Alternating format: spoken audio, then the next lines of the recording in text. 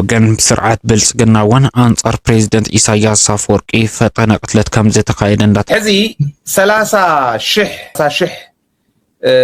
ተከፈልቲ ላይት ኢንተርቴይንመንት እስኻብ ጉድጓድ ተቀቢርካ ሙጻእ ሲኢንካ በአንጻሩ ንውሽጥ እናጠላካ ንኻልእ ሰብ ብኸመይ ካብ ጉድጓድ ክወፅእ ከም ዝኽእል ክትምህር ክትፍትን ቁኑዕ ኣይኮነን መስሓቅ ጥራይካ ይኸውን ዝኽእል እቶም ዝሰምዑኻ ዝነበሩ ዲፕሎማሰኛታት ገዛ ምስ ከዱ ክርትም ኢሎም ሲሒቆም ካለው ዲሜጥዎስ አብዝነ እግረ መገድና ናአባላት ፕሮስፔሪቲ ፓርቲ ሓንቲ ቪዲዮ ጋብዞኩም የወታደር መሪዎች መኪና ይታያል ማሽኖች ይታያሉ ይሄ እንግዲህ በአንድ ቀን ወይ በአንድ ወር ወይ በአንድ አመት የሆነ አይደለም በየአመቱ ሲጎርፍ የነበረ ነው በወቅቱ የነበሩ መሪዎቻችን ይሄን ትሬንድ ሊያውቁ ይገባ ነበር ለማይቀር ሀቅ ለማይቆም ትግል እዝራይኩም ማይክሮፎን ሒዙ ኣብ ቅድምተና በስመራቱ ኸሚረን ዘለዋ ዝዓነዋ መኻይን ወታደራት ኢትዮጵያ ኮይኑ ዝዛረብ ዘሎ ሰብ ኢትዮጵያዊ ና በስመራ ምስ መፀ ንኣቦታቱን ኣሕዋቱን ከመይ ከም ዘለሃናዮም ተረዲእዎ ነይሩ ሻዕብያ ንመዘከርታ ኢሉ ነዚ ሓፃዊን ኣብ ማእከል ኣስመራ ኸሚርዎ ኣሎ ልክዕ ሸቱ ሃሪሙ ድማ እዚ ኢትዮጵያውን ካልኦት ከምኡ ዝኣመሰሉ ሰባትን ምስ ረኣይዎ ከቢድ ሓዘንን ጣዕሳን ይስምዖም زهلوا قبضاتهم من أحواتهم من نذكروا نبزن زكالعوهم مرحتهم كروجم يوعلوا هزرايكمون كم سبوا أبتوان تحماغي تسمعون نخيد الجميع تعساس من نيرو حج كنت قمتلو بحر يرترى بحيل كن من زعل لنا قبل وعلال نمزق خارو نتقدم زبولو حق أن يسمعتو كن قابو زينا عند توباي بتام يقطع سميت نتسمعين زوري لما يتمكر له كذا جمرة ሙሉን በጣም ረጅም ነው በላይ ተደራረበ ነው መታጥ ነው ወዲያው የመጣው ምን ያህል በአንድ ማሽን ምን ያክል ወታደር ነው የነበረው የወታደር መሪዎች መኪና ይታያል ማሽኖች ይታያሉ كم عاد إثيوبيا وبتعم حرقاني تسمعني الناس ذكركوا غريو فتينه كابز جميره بملو بتعم نوحي أبرز رئيس تدراربي كم ستريو أب حسابي بونو بوز متص حساب أب حدا ماكينة خندي وتهدر نيرو نعزز توتهدرات مكاين الله إذا أب حدا معلتي ويا أب حدا ورحي ويا أب حدا عمد زخونه يكونن ببع عموتو زوح الزنبري أبز جزيز الزنبور مرحتنا اتعنفت كفلت وقبا نيرو زي ترف حكي دون زي بالكالسي كما حدا إثيوبياوي زغل نبرت مسان أوشت زبزح نبرت دما بزح زغوصر إثيوبياوي مسان مستم بفقر عبيرنا نبر إيرتراويان مخانو توق أزي حرقني كم زعينة سمعيت كسمعني ويله أيكون كون متي كريون كله غن وشتي بزح زغوت عني بمرحتنا أزي توتي أيكونون دبت أوانتي حجون زحات أوين انتز كبن انتز شيئة كندي $1,000,000 كوت خمس الفلوتي أبت أوانتي بزربن عرقن كفت تحنا تخاله مرحتنا زوصل وسقمتي بحيلنا مفتوح نيرو أي تفتحن زي نهجر عب خساراي زغري إن كلغنا عايز تسمعني كل من أسي نزغري يقول له وج أبزغونه أوان فتح خون كم زي كل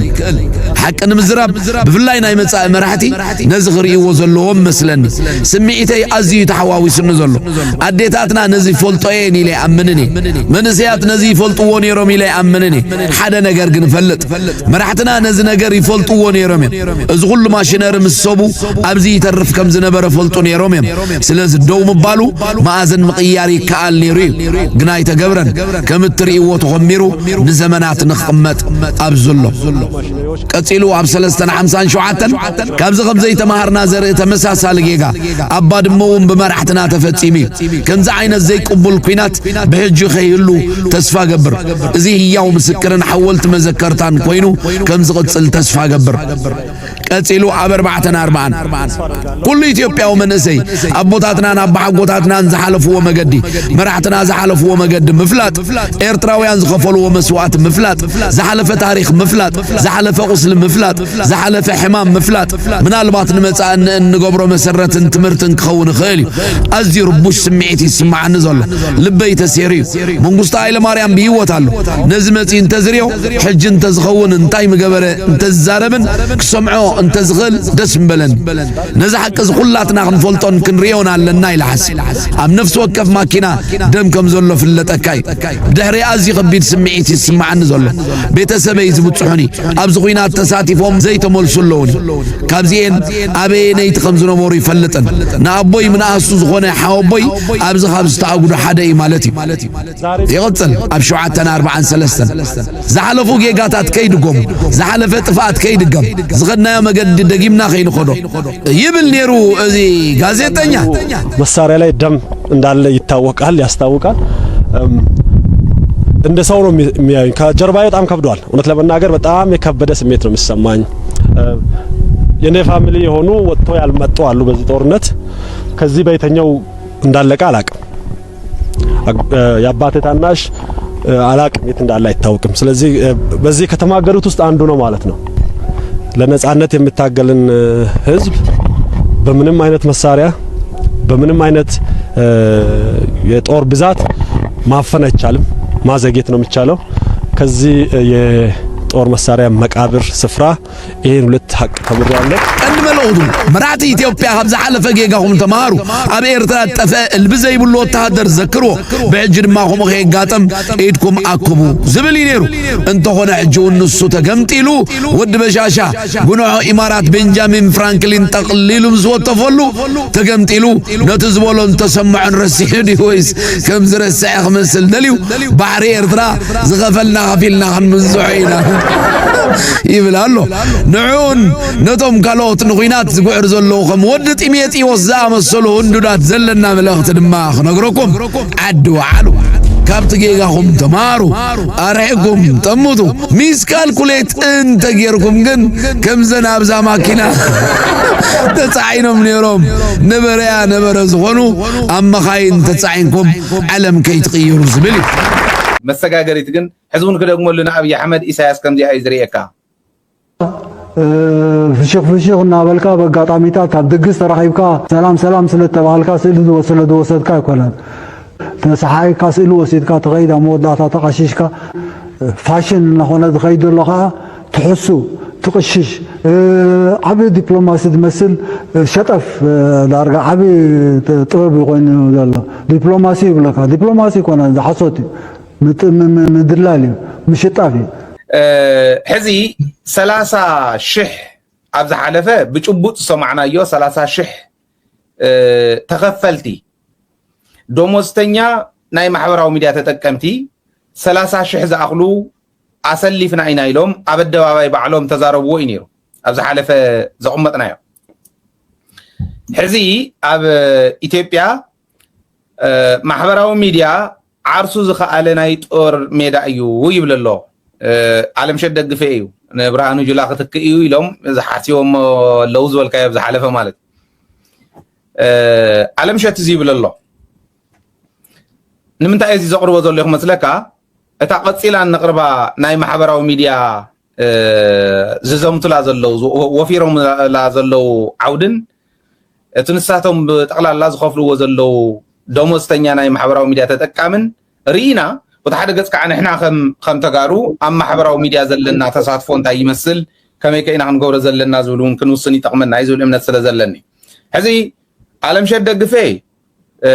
ናይ ኣብይ ኣሕመድ የማናይ ኢድ ካብ ዝበሃሉ ጀነራላት ናይ ኢትዮጵያ ሓደ ምንም ጥርጥር የብሉን ኣብ ማሕበራዊ ሚድያ ክንደይ ዝኣኽሉ ኢትዮጵያ ተሳቲፋላ ንሰራዊት ዝድግፉ ናይ ኣብይ ኣሕመድ ሹም ዘፅበቑ ፀረ ጽምዶ ፀረ ትግራይ ፀረ ሕወሓት ፀረ ሻዕብያን ፀረ ኤርትራን ፀረ ምሓራን ፀረ ፋኖን ተባሂሉ ዝወፈሩ ነናይ ባዕሎም ምድብ ኣለዎም እዞም ምድባት እዚኦም ሒዞም ዝወፈሩ 30,000 እዮም እዚኦም ተኸፈልቲ እዮም ናይ ተኸፈልቲ ከዓ ከሉ እዮም ከምኡ ኣለው እዮም ተስፈኛታት ንኽፍሊት ከኣቱ ተባሂሎም እቲኒቲ እንዳለጠፉ አካውንቶም ዝዕውዩ እውን ኣለው እዮም እንተሎ ተጋሩ እዩ ዝብል ዘሎ ንፈልጦም ተጋሩ ኣለው እቲ ናይ ሕጊ ተሓታትነት ዝብልዎ ዘለው ኣብ ቀጻሊ መን ይክሕተት ንመን እዮም ክሓቱ መን ተሓታቲ ዝብል ክንሪኦ እንዲና ማሕበራዊ ሚድያ ተጠቀምቲ ኮይኖም ብኢትዮጵያ እናተኸፈሎም ካልኦት ወንጀላት ዝሰርሑ ዘለው ተጋሩ እውን ከም ዘለው ንፈልጥ ኢና እዚ ከም ዘሎ ኮይኑ ግን ዓለምሸት ደግፌ ዘሕልፎ ዘሎ መልእኽቲ ማሕበራዊ ሚድያ ዓርሱ ዝኸኣለ ጦር ሜዳ እዩ ኢሉ ክመፀካ ከሎ ፀላይ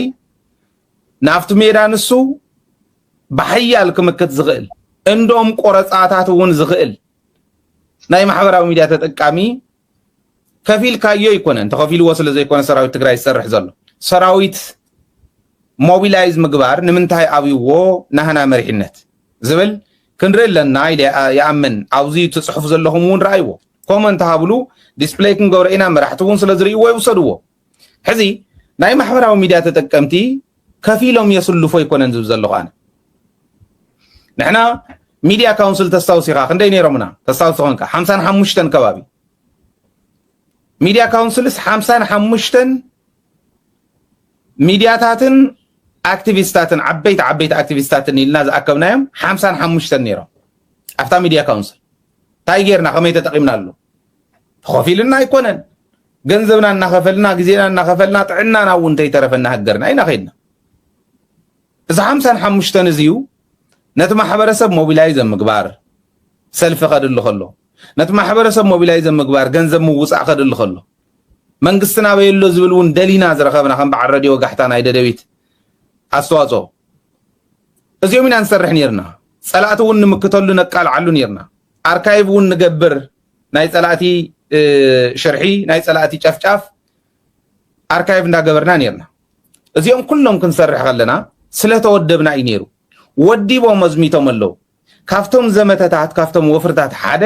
ሰላም ከመይ ኣለኹም ኣብ ዘለኹም ሰላምን ጥዕናን ምንኤልኩም ለንግን ሓደ ዝሕዝን ዜና ሰሚዕና ስኻኒ ክልተ እዳው ንሓንቲ ጓል ተቆሪፁ ኣብ ፅርግያ ኣብ ሃይዌይ ተረኺቡ ዝብል ዝሕዝን ዜና እዩ ስዒቡ ድማ ዝተረኸበ እዳው ንሓንቲ ኤርትራዊት ኮይኑ ፅኒሑ ተባሂሉ ወሲኹ ድማ ጓል 32 ዓመት ሓታቲት ዕቑባ ሓዳሽ ኣብ ጀርመን ዝኣተወት እያ ዝብል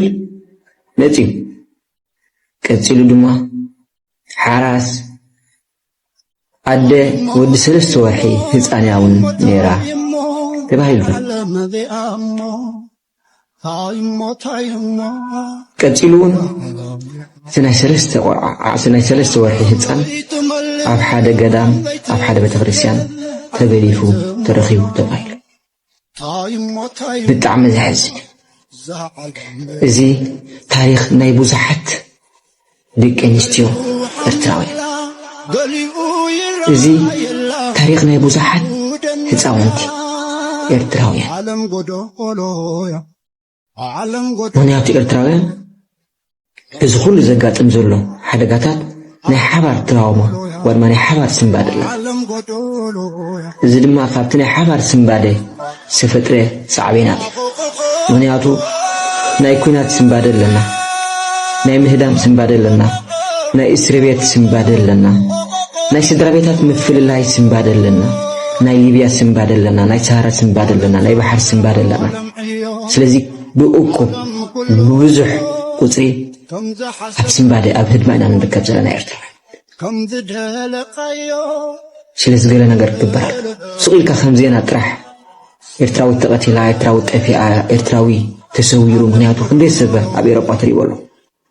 ሓንጎሉ ይስሕብ ጠፊኡ ዘይርከብ ብዙሕ ነብሱ ዘጥፍእ ብዙሕ እዚ ከዓ እቲ ዘለና እኩብ ትራውማ ወይ ድማ ፍርሒ ረብሻ እዩ ስለዚ ክንብገስ ከለና ዳሓኒና ንብገስ ኩሉ ንጥሪኦ ዘለና ኣብ መንጎ ኣብ መንገድታት ተምፅኡ ዘለና ስምባደታት እዩ ስለዚ ነዚታት ንምፍዋስ ካብ ስቂልና ከም ዜና ጥራሕ ሓሊፍና ሱቕ ንብል በቢ ዘለና ሓደሽቲ ሰባት ከም ትፈልጥዎ ምስኣቱ ናይ ቋንቋ ፀገም ኣለዎ ስራሕ የብሎምን ገንዘብ የብሎምን እቲ ማዓስከራት ውፅእ ዝበለ ምሕድግ ዝበለ እዩ ካብቲ ከተማታት ርሓቕ ዝበለ ፅሙዋ ኣለዎ ዝሓለፍዎ ትራውማ እውን ምስኦም እዩ ዘሎ ስለዚ ኣብዚ ፅሙዋ እዚ ንክንደይ ግዜ ከም ዝኸውን ፅሙዋ ዝጭንቀት እዚ ንክንደይ ግዜ ከም ዝኸውን ከመይ ገይሮም ክግምቱ ይኽእሉ ስምባደ ከቢድ እዩ ስለዚ እንታይ ኢና ክንገብር ዘለና እዞም ኣብዚ ውሕ ዝበለ ግዜ ዝገበርና ሞኻት ፀገማት ዝሓለፍናዮ ማሕበራት ክንፈጥር በቃ ኮሚኒቲ ኣብ ዘለናዮ ማሕበር ክንፈጥር ማሕበር ተፈጢርና እቲ ሰብ በይኑ ኣይስሙዕን ኣይንፀልን ይመፅን ኣባና ናይ ስራሕ ፀገም ኣለዎ ኣብኡ ምሳና ይዘራረብ ናይ ጥዕና ፀገም ኣለዎ ምሳና ይዘራረብ